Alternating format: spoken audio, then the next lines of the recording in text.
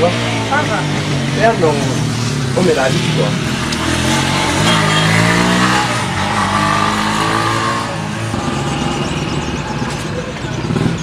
Biscuit, non? Adi dong, biscuit di mana? Ada cukup. Ini frau ini.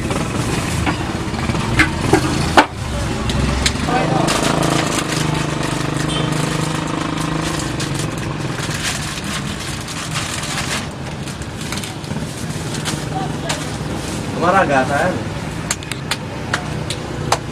Oke, itu bonjour, soalnya ya sudah. Merci. Ah, merci.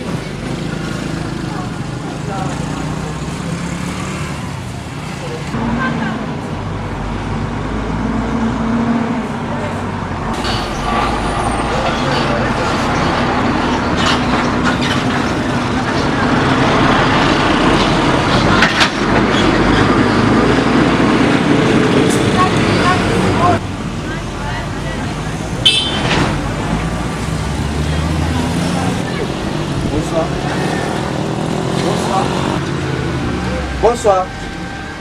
Bonsoir. Je peux prendre place? Vous allez bien? Merci. Attends. C'est Binta? Non, c'est pas. Ah oui, Bernard. Ah, Binta? Pero non manco di ricordo che.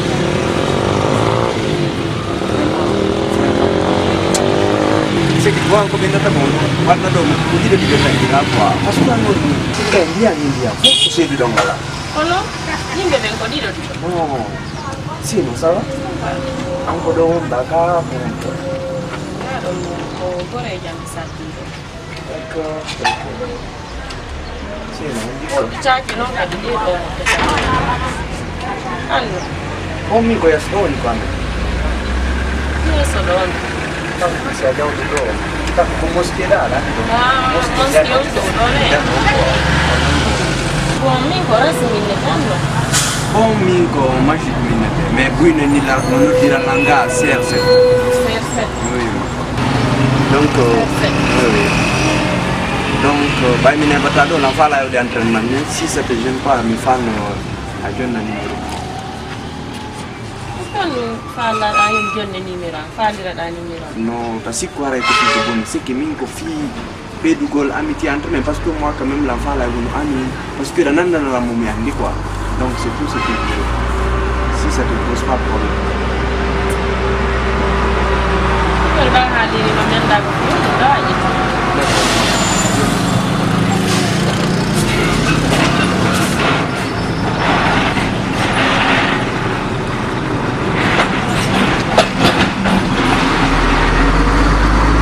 ok John era minuto di mana merci vraiment Ah, merci. ok porto a bien ok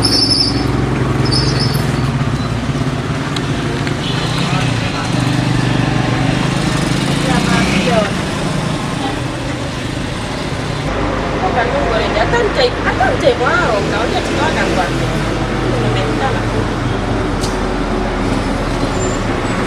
Anggo, halo.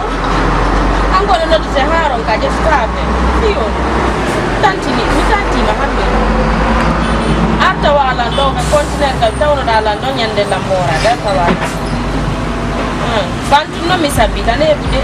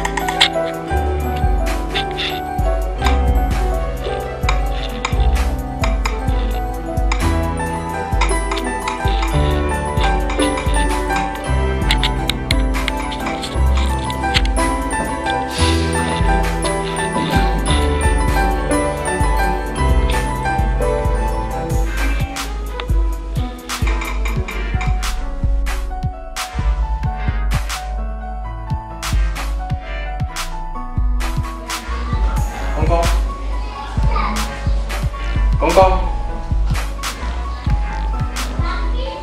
Encore. Oui, Congo. Combien? Ah, Combien magie?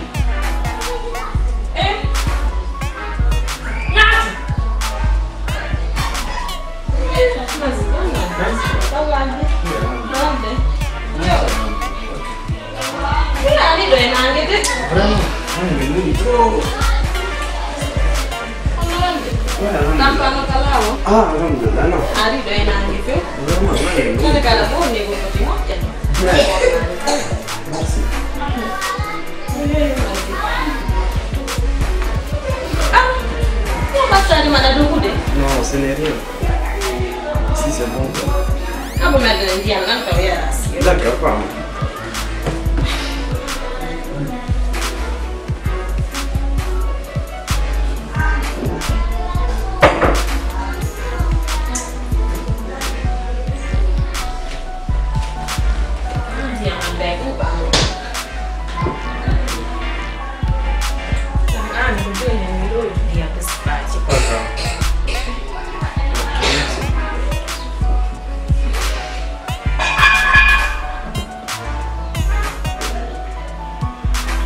Merci. Sì, non fanno niente.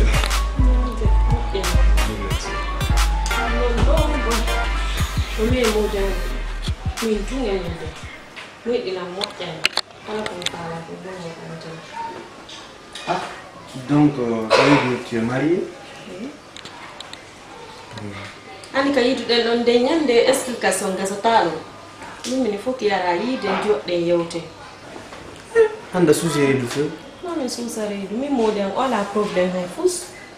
Mo yidi lan kala ko mi fala ko ngo wadantala. Non. Problème fus wala. Mais attends. Comment dis-moi avant tout? Enfin, Comment dire? ah bon, je vais t'expliquer un peu. C'est que d'abord on a invité des restaurants. Ou bien Liego, n'importe où. Idée, mais comment? Si moi tu m'as Thaïlande, comment on va là? Fus so wata mi misère ya fero. Hey. Ta hawju don kadi. Yan sida fala ko joni yete restaurant ta hawju. Je sais, mais Mingargo, est-ce que il y a un peu de ton cas? Mi m'explica ni ma komi hon banka da duala m'explica ngol pa hombo andi dire mo ya kay buri do ka. Est-ce que tu n'as pas ta restaurant ou une restaurant? Allez, sous ça. Maman, il faut voilà problème billah. Ah, comme tu le dis, déjà eu. Bon, moi aussi, je me débrouille pas mal, je gagne l'école. Mais à la bonne quand même. La famille. Mais depuis l'enfance, j'aimais le football, la langue du football. Sport, mais la langue quoi. Donc, la wador de sport, la wador de, comment dirais-je, l'andiang guardé quoi. Mais à travers le football, quand même, je gagne un peu quoi. Je me débrouille pas mal. Donc, non, c'est ma vie quoi. Je suis là aussi seul avec, seul. Je suis pas avec mes parents. Non, mais à la boule quoi. Famille en cas de nada. Donc, comme je me débrouille ici. Comment quoi? Ok, Dieu n'a trouvé une solution. C'est nous dans ma pénale. Hein? Affaire God, on t'a ma pénale. Problème là. Inch'Allah. Problème là. Ah, tu peux d'ailleurs. Merci. Bon, est-ce que Niata, parce que la mère m'a dit que je vais t'aider quoi. Ah, je dois aller. Comment aller de l'eau? Tu es d'un côté téléphone. Tu parles de quoi? Mais on dit à vous les jeunes à moderne. Non, mais on a la problème. Mais ça, ça réglé par un éternel. Non, non, je m'appelle.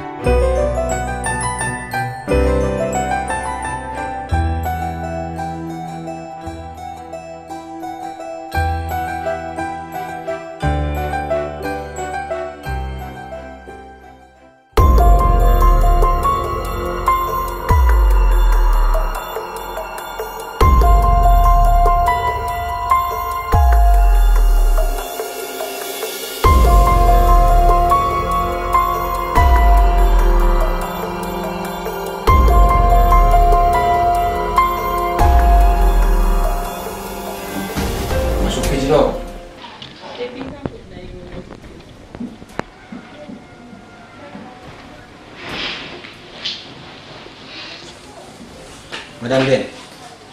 What are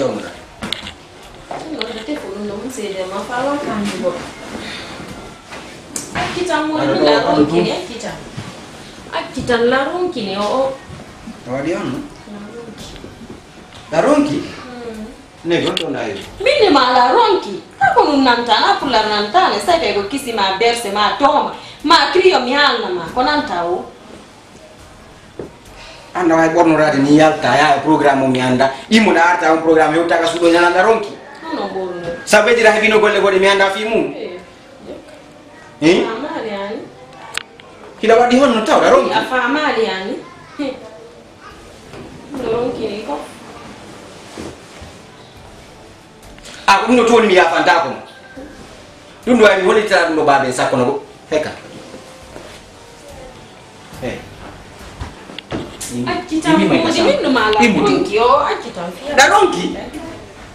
Imi mai kasama. Mimi mala ronki. Imutu. Kita fia mbele ndala wadilami masi mimi ndo ronki ni kwa kala siku yuko masi. Izigo. Si awol sine ko banto mi wadete jon. Imi. Mimi mami ala ya kita fia la ala la ronki. Oh. Yo ko masi. Imi mai kasama. Mi ala ya ni ma deza la ronki mi nami masi. Ndo nyende. Ndo ronki ni ko. Soma sumito ko emafu ngonayo. Ame kandama imi. Antla. Sai ma. Imo go. Imo ta misoni. Sai ma misoni. Mas ini kita fiam la ronki.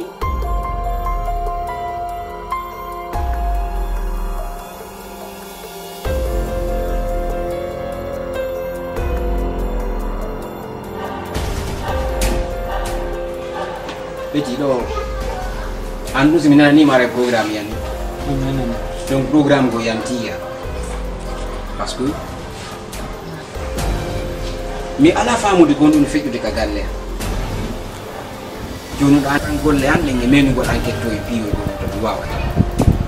Donc are inu mo do. Mi do holor ma few. Mi do andi si mi akiri ma hajo wada. Donc mi akiri ma do hajo wada. Mingi bengon ka galle ga butu ngetanji na di jono joki program ji warna program ji haji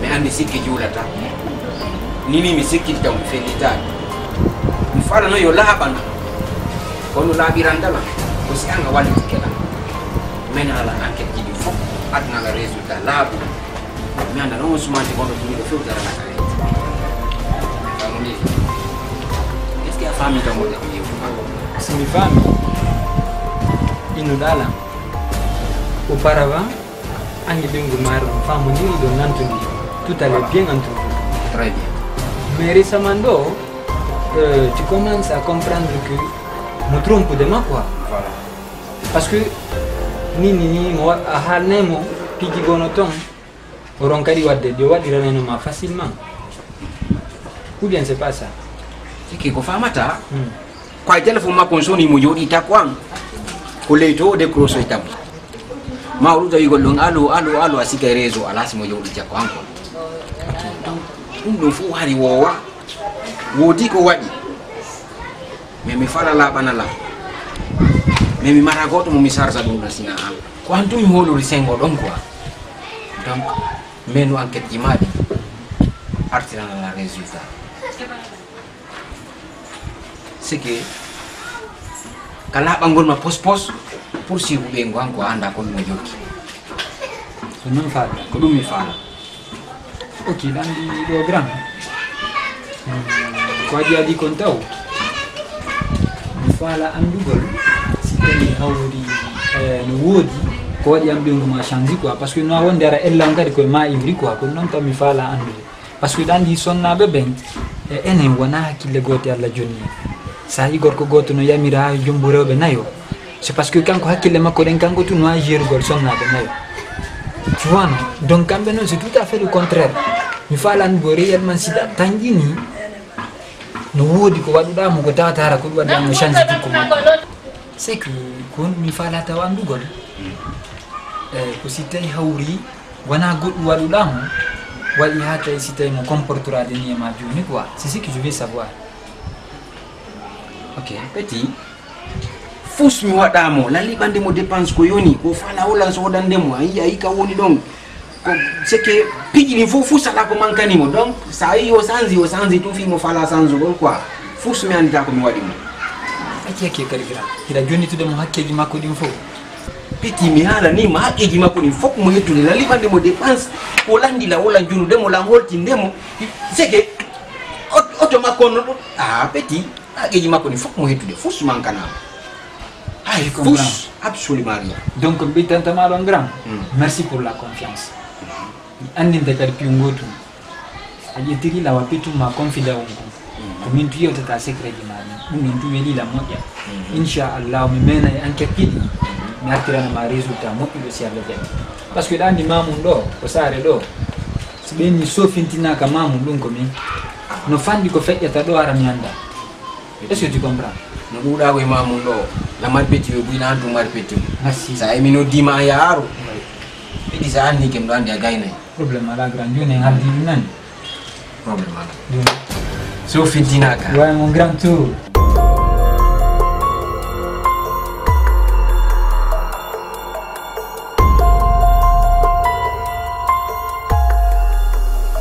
Wah, ay majjinaki ka. Ouais, c'est ça. Ouais, ce sera là où elle on d'accord. Bon, inde man taw nyang nay mi jiti ko no di. Bon, min ko so fintinaka du mamum benu dirtana. So fintinaka. D'accord, min kadi mamum do be na lancer set. Ouais, moi déjà je te connais. Arim nani de ma bonne ngandindira quoi. Ouais, mais bon, comme je te connais pas, présente-toi un peu.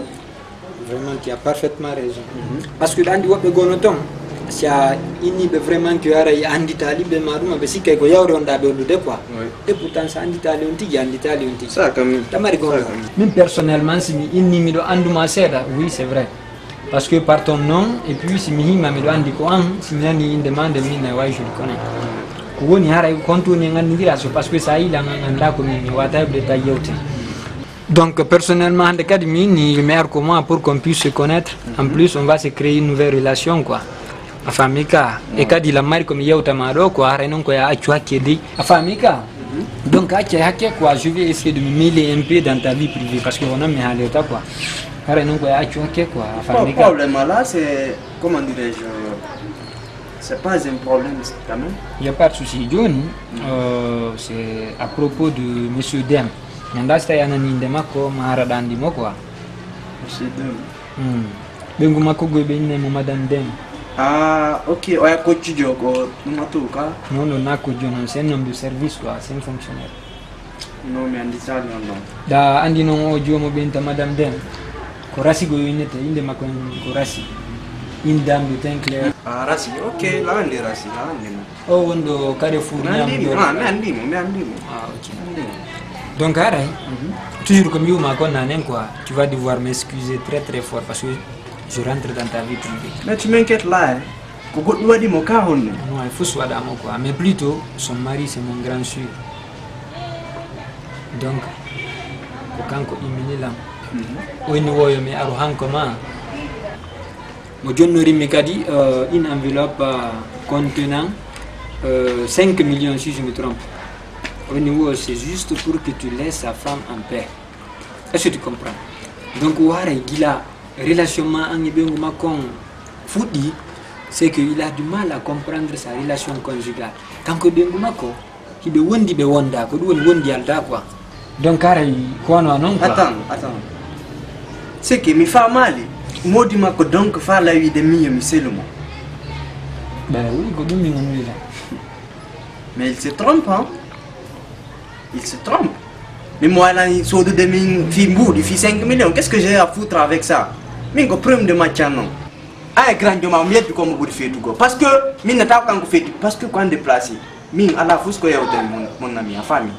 Mingo grand de ma vis-à-vis mi fa la mourir de. Ton grand, j'ai besoin de lui. Pas toi. Qu'est-ce que je vais foutre avec vos 5 millions? Mais il veut se foutre de moi hein. Enfin, mais il te n'a un grand moi, moi, vis-à-vis. Moi, j'ai rien à foutre avec toi. Prends tes 5 millions et dégage de chez moi. Lève-toi. Lève-toi. Et fais vite. Fais vite, s'il te plaît. Mais où go?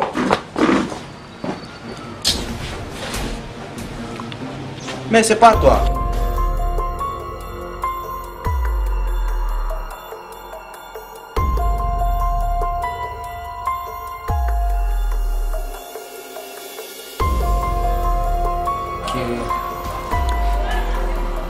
Grandeur. Petit que nouvellement on doit me gentini parce que la ngandi artado nouvelle on négatif à famille donc je suis à l'écoute la genti. Ok, joni toujours ko andi ngolma fi ko accerno dalan kon quoi. Yemi meni enquête yani fo parce que antiri andi ida andi mi do andi mamu do mi fandi ko feccata do ara mi anda quoi. Ko wadi me accirma golle. Effectivement donc mi yemi meni enquête yani yal hebi résultat mo e quoi. Effectivement, ta femme te trompe, mon grand. Je le savais déjà. Elle te trompe. Si Miniman me trompe demain, c'est parce que j'ai vu avec mes 2 yeux. Biniwo hundu ko bawa dengal ko fenande. Si c'est de ala qu'il no nyawa. Mais mi enquête yani. Mi a dit que des preuves. Ko holli ko réellement que ta femme te trompe, mon grand. Mais oui, elle te trompe. Ok, petit peu du détail, il dit que femme ou de moi, il y a quoi, mais elle a un moment qui est en train de quoi. Il y a un petit dans le quartier là, j'ignore même son nom, mais quand même il est populaire, il est un peu connu dans le quartier, il est connu. Ici, quand parce que tu ne passes pas ton temps dans le quartier, quoi. Un beau gosse là, de teint clair, bien mon. Ganda inde makone milanda kiruno mitefali buno meko footballeur yo quoi. Petit minal magodum mais on a été noir ma on a CR8 ma on a basketballeur problème la joni ma on a Jordan andi ngor makari ko woni wolle kon ko gonga parce que mi hala no min ma on ko baw dengal ko fenen. Non le petit là non mais oui de me traverser cari walle do ya école mais il est populaire dans le quartier. C'est bon et donc on a ko sati problème faut nous marcher solution. Voilà ce qu'on va faire. Donc, problème, il faut nous mettre solution petit. Donc, voilà ce qu'on va faire. Petit Ungoum.